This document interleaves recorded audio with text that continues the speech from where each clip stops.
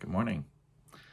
Today is a story from the Frog and Toad Treasury, the story called The Lost Button.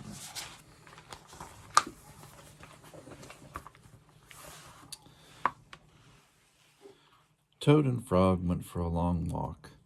They walked across a large meadow. They walked in the woods. They walked along the river. At last they went back home to Toad's house. Oh, drat! Not only do my feet hurt, but I've lost one of the buttons on my jacket. Don't worry, said Frog. We'll go back to all the places we walked. We will soon find your button. They walked back to the large meadow. They began to look for the button in the tall grass. Here's your button, cried Frog.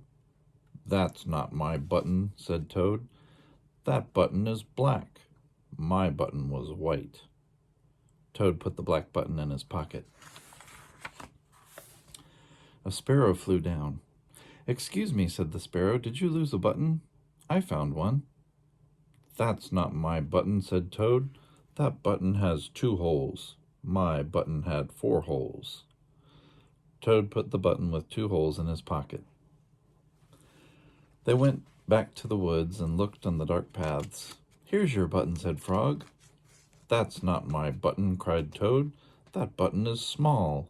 My button was big. Toad put the small button in his pocket. A raccoon came out from behind a tree. I heard that you were looking for a button, he said. Here's one I just found. That's not my button, wailed Toad. That button is square. My button was round. Toad put the square button in his pocket. Frog and Toad went back to the river.